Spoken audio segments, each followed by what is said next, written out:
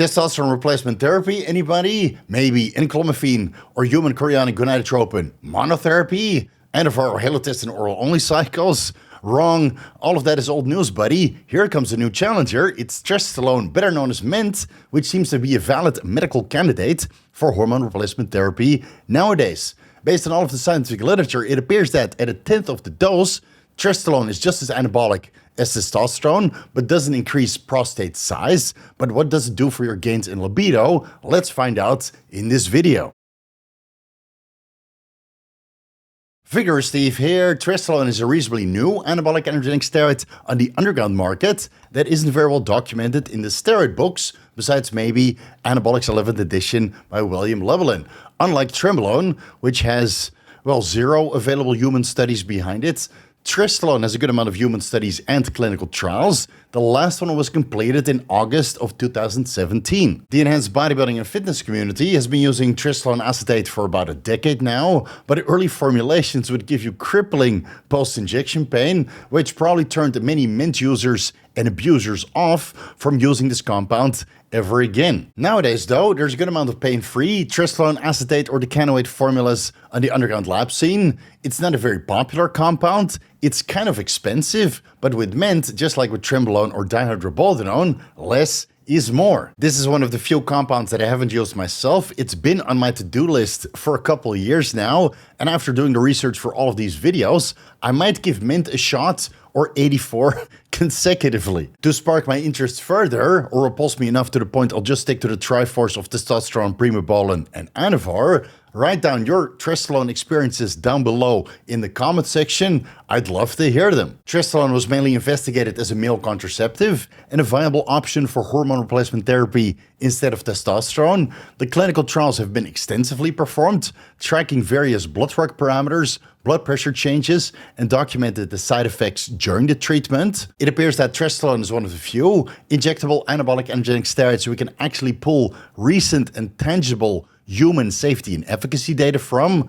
Finally, which is in stark contrast to all of the other injectable steroids on the market besides maybe testosterone and nandrolone. I mean, when it comes to Trembolone, primobolan, masterone, boldenone, dihydroboldenone, the safety and efficacy data is kind of lacking, to be honest. Trestolone hasn't been FDA approved yet, but it probably never will, so there's no medical treatments or medical insert for us to analyze, but the available and useful scientific literature is plentiful. So let's dive right into the evidence-based unique characteristics, shall we? And like I mentioned before, Trestolone is a medical candidate for hormone replacement therapy and male contraception. In the human clinical trials, it was shown that it can potentially prevent benign prostate hyperplasia, but if there's pre-existing benign prostate hyperplasia or prostate carcinomas, then Trestolone has a prolific effect just like testosterone or dihydrotestosterone has in these tissues. Oh, and by the way, in the animal models, there are clear increases in ventral prostate weight,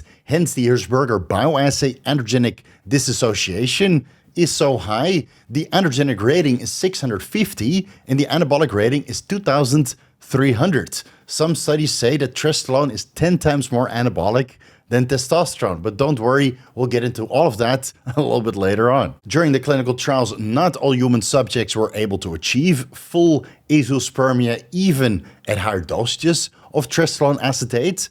Trestolone aromatizes into 7-alpha methyl estradiol, which has a similar relative binding affinity for the estrogen alpha and beta receptors compared to estradiol, but Trestolone aromatizes slowly and inefficiently compared to testosterone. Trestolone is not a substrate for the 5-alpha reductase enzymes, unlike other 19-testosterone derivatives. Of course, testosterone converts into dihydrotestosterone, which is considered an active metabolite.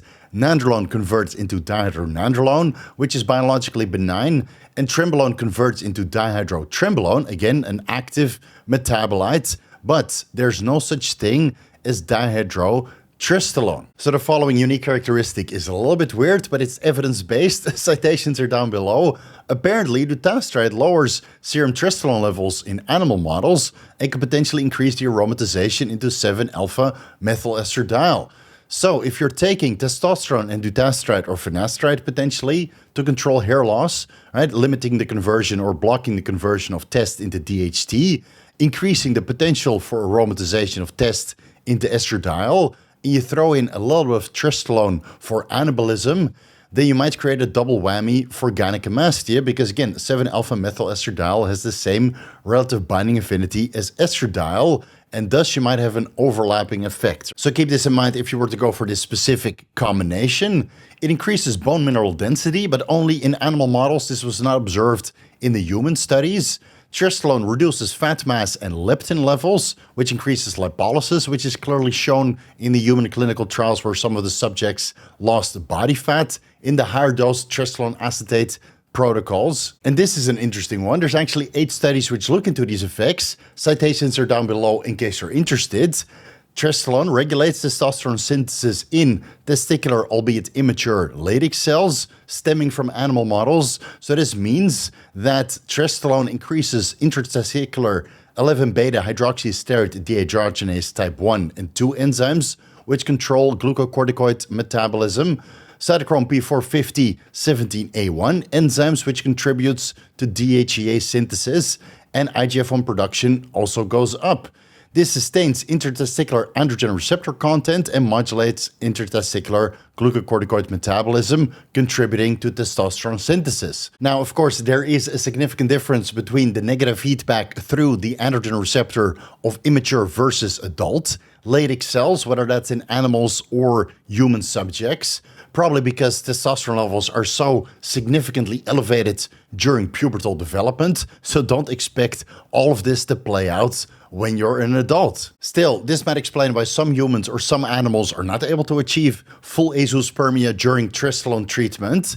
If Trestolone is able to somewhat sustain testosterone synthesis within the testicles, and it's the intertesticular testosterone that stimulates or activates the Sertoli cells into spermatogenesis, then obviously fertility parameters stay somewhat intact. And Trestolone has potential anti-tumor applications, showing a 24% cancer remission rate in postmenopausal women, which is similar to the cancer remission rates of other anabolic androgenic steroids when investigated in cancer scenarios.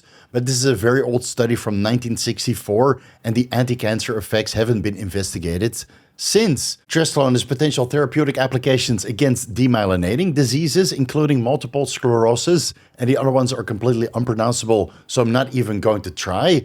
Trestolone efficiently replenishes oligodendrocytes and stimulates myelin repair, but this is all comparable to testosterone and dihydrotestosterone. There's a dose-dependent increase in liver parameters, but this is only found in the animal models, not observed in human subjects, so the parameters are on the screen. Apparently, Trestolone has a relative binding affinity for the androgen receptor compared to testosterone, either between 100 to 125, or in some studies, 300 to 380, which is significantly higher. And the relative transcriptional activity compared to testosterone through the androgen receptor is 10,000. Yes, that's 10 times higher than testosterone. Now, before we go crazy with these numbers, some of these older studies use, again, older Herzberger bioassays before they were standardized to assess the anabolic to androgenic potential of Trestolone compared to testosterone, sometimes with an ester and sometimes without. It appears that Trestolone is either between 4 times to 6.5 times more androgenic than testosterone based on the weight changes of the ventral prostate, and 15 to 23 times more anabolic based on the weight changes of the levator ani muscle. Now, we already kind of debunked the anabolic to androgenic rating in a previous video. I'll link it down below and at the end of this one, but still, it's very interesting to see that even at very low dosages, Trestolone potentiates such a strong effect on skeletal muscle and the prostate. And again, in the human subjects, you see that prostate size and weight actually goes down, determined with an ultrasound during Trestolone treatment at very, very, very low dosages, but we'll get into that a little bit later on. Even though Trestolone aromatizes, Trestolone itself has mild anti-estrogenic effects by blocking the estrogen receptors. The relative binding affinity of Trestolone, not its metabolite, compared to estradiol is 0.03, which means basically Trestolone blocks its own metabolite, 7-alpha-methyl estradiol, in a very trace minute small amount. Added benefit Still, Trestolone is a concentration-dependent progesterone receptor agonist with a relative binding affinity compared to progesterone being between 50 to 75, and a relative transcriptional activity compared to progesterone of 238. So even at a low dose, you get significant progestogenic effects. Okay, that's great and all, but it doesn't tell us what the ideal dose of Trestolone actually is. Please, Steve, tell us about the human subjects and see in which dosages Trestolone was actually investigated in. Any spicy megadose studies like 80 milligrams oxandrolone anavar daily, or 400 milligrams oral drostanolone daily, or 1200 milligrams primobolan weekly, right? Is a gram of Trestolone safe at all? So I present to you a summary of the human clinical trials performed on Trestolone. The subjects were, some of which were androgen deficient adult men with normospermia analyzed with a semen analysis. The subject's age was between 18 to 50 years old. Total sample size across all clinical trials and human studies is 271 adult men. The investigated effects during the treatment were changes on blood pressure, libido, blood work, and fertility parameters. Treatment dosages were vastly different amongst the clinical trials. So it was either 1.6 milligrams Trestolone gel applied topically daily at a concentration of 8 milligram per 1 milliliter, 1 to 4 implants each consisting of 112 to 140 milligrams Trestolone acetate administered subcutaneously, which would result in a net release of 200 micrograms to 1.6 milligrams Trestolone acetate daily. And these implants lasted, let's say, 6 to 12 months. Intramuscular administrations of 2 milligrams, 4 milligrams, or 8 milligrams in a single administration, or 1 milligram, 2 milligram, 4 milligrams intramuscularly for 6 days consecutively. So that's 6 milligrams to 24 milligrams Trestolone acetate weekly. In the latest published human clinical trial, there was co-administration of 136 milligrams etonogestrel through subcutaneous implantation. Etonogestrel is a synthetic progestin commonly found in female birth control. Treatment duration was between 4 weeks to 12 months, and the treatment outcome was resolves androgen deficiency symptoms, fat loss, oligospermia between 13 to 86% of the subjects, azoospermia between 14 to 83% of the subjects, with a rapid recovery post-treatment within 30 days. So that's very, very fast. Sustained libido metrics, slight decrease in prostate volume and prostate-specific antigen levels, sustained IGF-1 levels in serum, sustained or slight increased complete blood count parameters, and sustained or slightly skewed lipid parameters. Of course, these results, these outcomes are going to be different between the different treatment groups, whether they were administered a very low dose or a reasonably high dose up to 24 milligrams weekly, which is not something that most enhanced fitness enthusiasts get out of bed for. And the complications at this low of a dosage were, obviously impaired hypothalamic pituitary testicular axis function, decreased testicular size, 56% of the subjects, slight increase in diastolic and systolic blood pressure. Systolic blood pressure increased by approximately 5% on average. Upper respiratory conditions, probably deepening of the voice, which isn't necessarily a bad thing. Headache, post-implantation pain, increased masturbation frequency, so at least the libido did improve in some individuals, but there was also impaired libido, which was mostly reported during the etonogestrel co-administration. So again, synthetic progestins, no go if you want to have a full functioning member.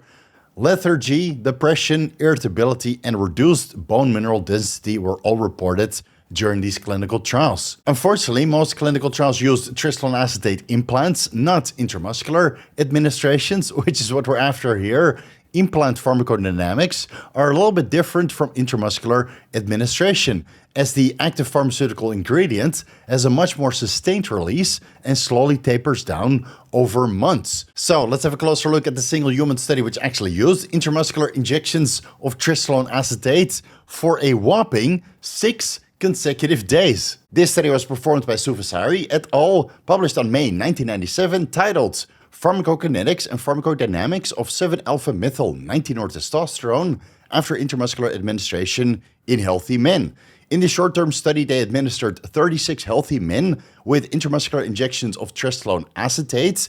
The men were split up into groups of 4 subjects each.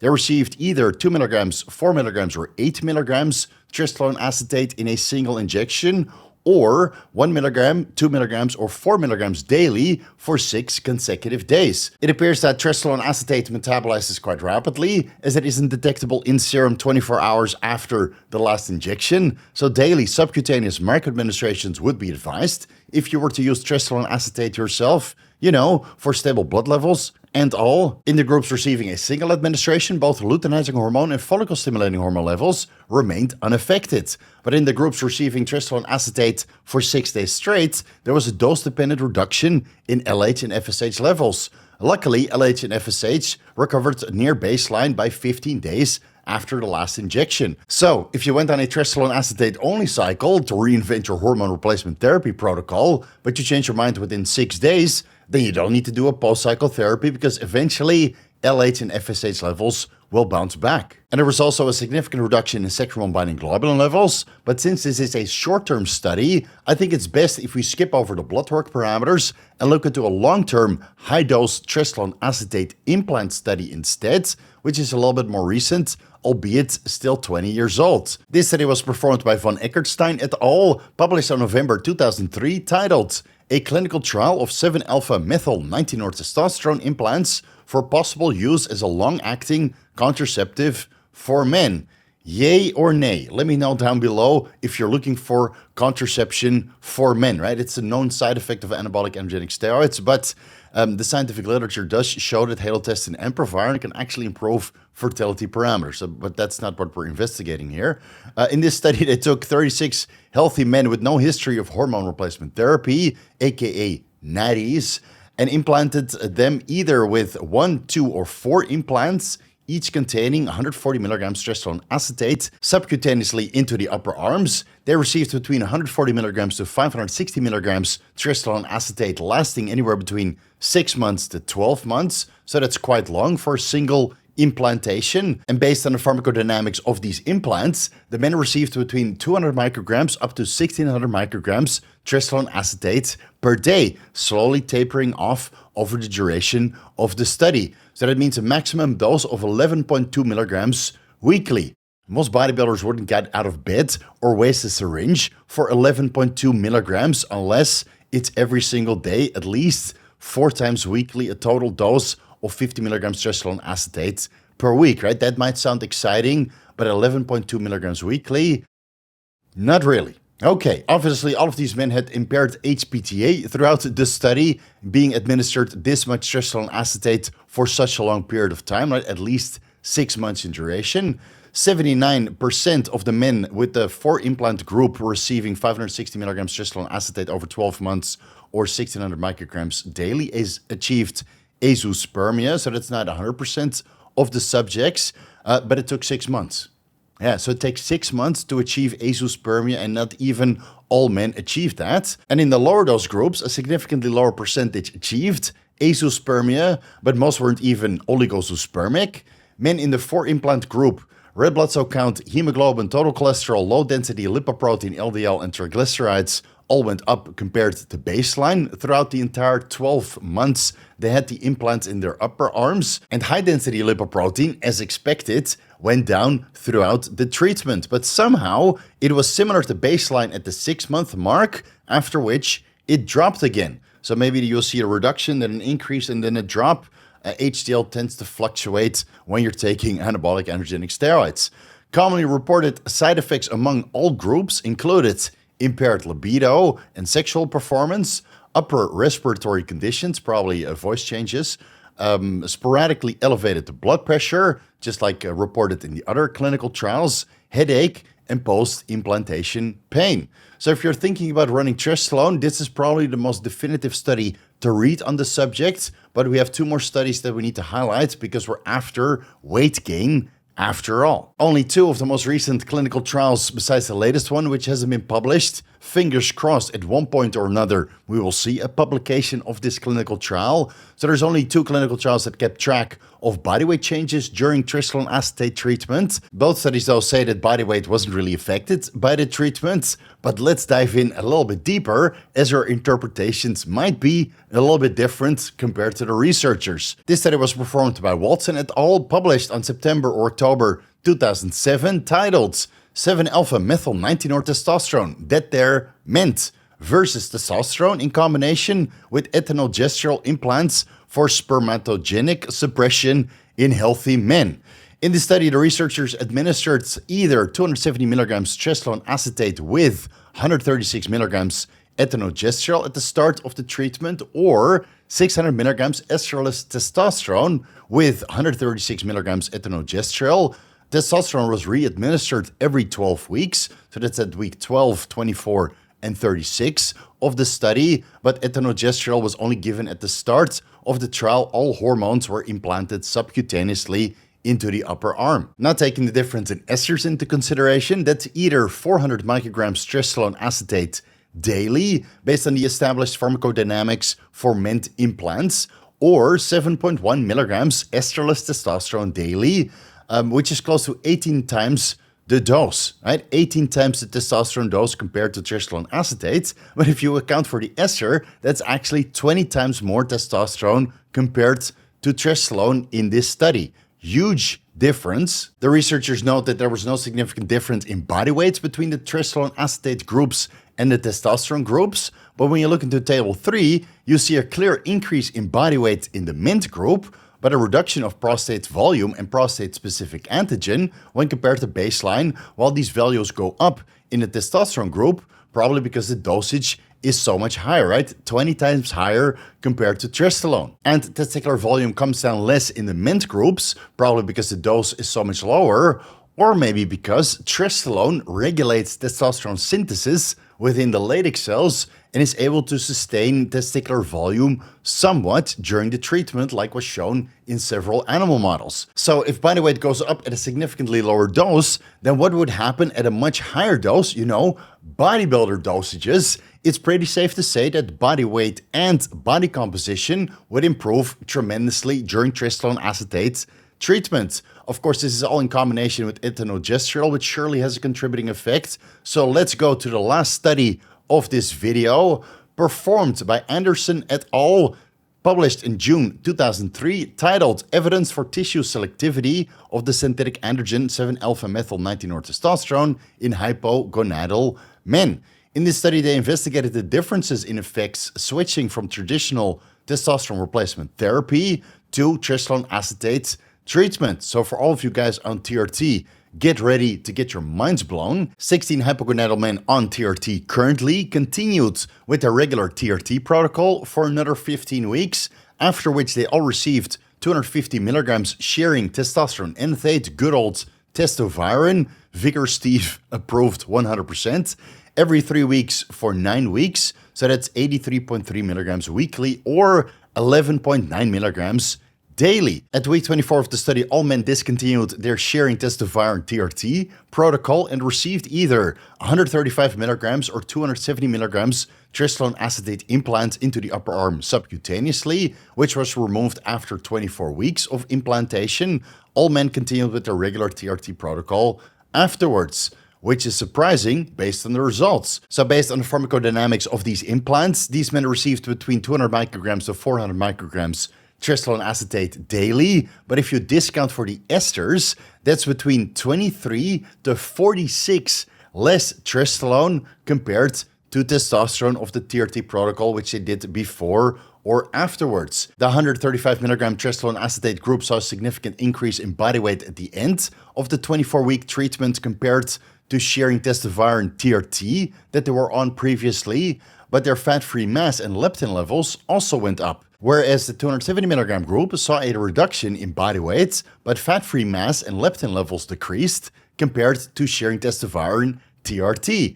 And lean mass increased in both groups on trestolone after 24 weeks compared to sharing testoviron TRT. So pulling all of this information together, that means that Trestolone can increase body weight and improve body composition at a 20th of the dose of exogenous testosterone. And now you understand why the entirety of the enhanced bodybuilding community always says with MENT, less is more. Honestly, dude, I wish that this level of clinical investigation was performed on Masterone or Primobolan or Trenbolone for that matter, but there simply isn't much available human scientific evidence that we can pull safety data from. At least with Trestolone, that's the case. Based on the clinical trials, it appears that 11.2 milligrams weekly, maybe 24 milligrams weekly, is reasonably safe and generally well tolerated. But at those kinds of dosages, even SARMs, selective androgen receptor modulators, are safe and efficacious, but are also suppressive on the HPTA, so keep that in mind. Unfortunately, there are no high-dose Trestolone studies out there, but there are